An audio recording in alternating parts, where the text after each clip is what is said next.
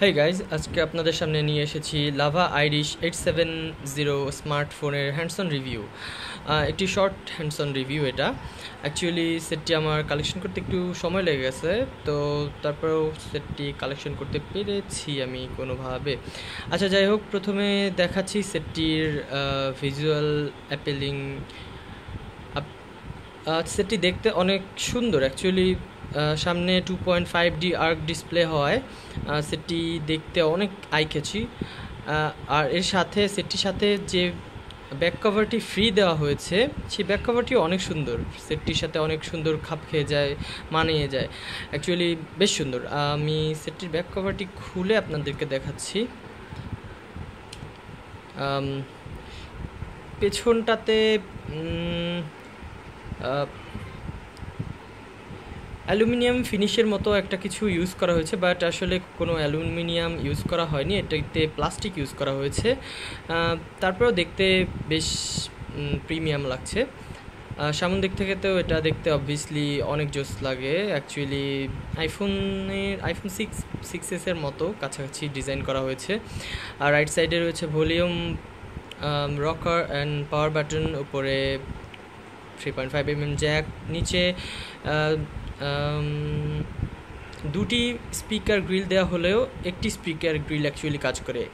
এই স্পিকার গ্রিলটি শুধুমাত্র কাজ করে, এটি শুধুমাত্র সৌন্দর্য বর্ধনের জন্য দেওয়া হয়েছে মনে হয়, বিকজ এটিতে কোনো স্পিকার নেই, কোনো সাউন্ড বের হয় না।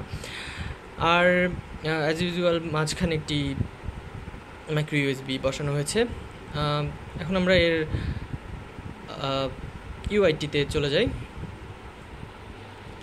সেটিতে ইউজ করা হয়েছে লাভার custom OS, Star OS, based on Android Marshmallow 6.0। চলুন দেখি এর ডিটেলস।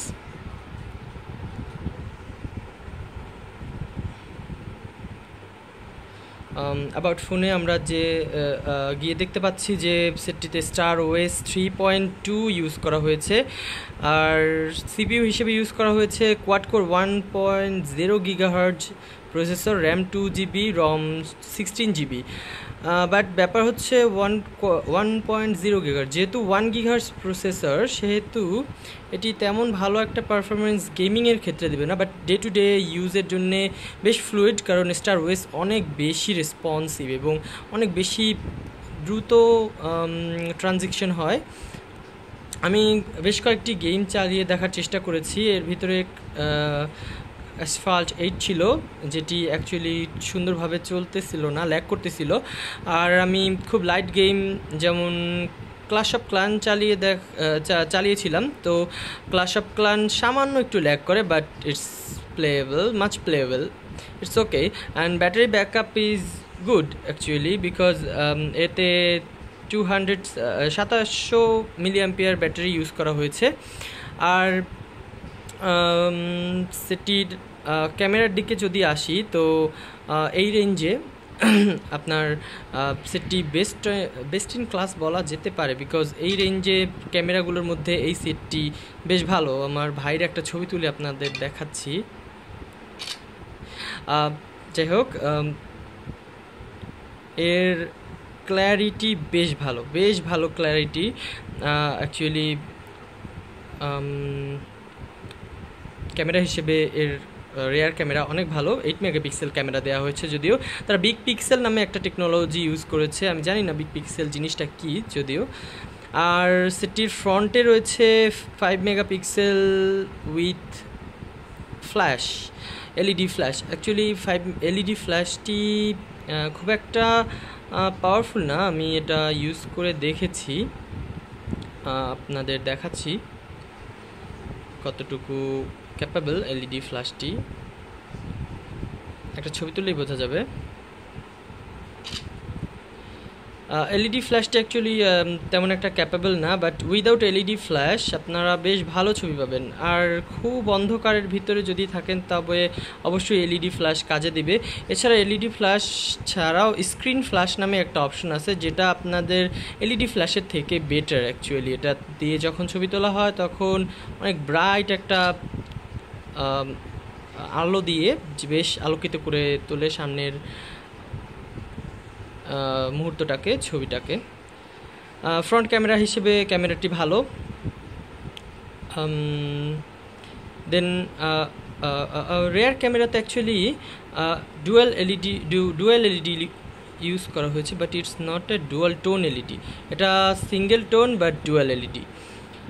এনিওয়ে, দেন যদি আমরা প্রাইস বিচার করি, তবে সেটটি অ্যাকচুয়ালি প্রাইসের হিসেবে অনেক ভালো, because it looks gorgeous, performance average, and actually average বলতে গেলে এই ক্লাসে performance is okay.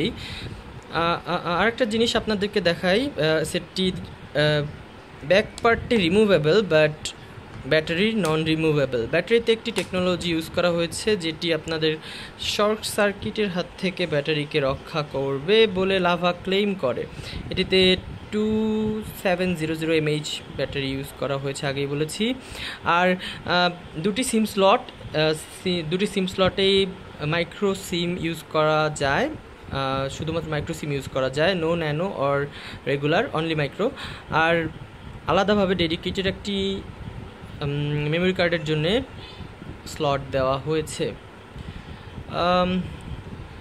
That's all guys, আজকের মতো এখানেই শেষ করতে যাচ্ছি। যদি ভিডিওটি ভালো লাগে তো লাইক এবং সাবস্ক্রাইব করুন।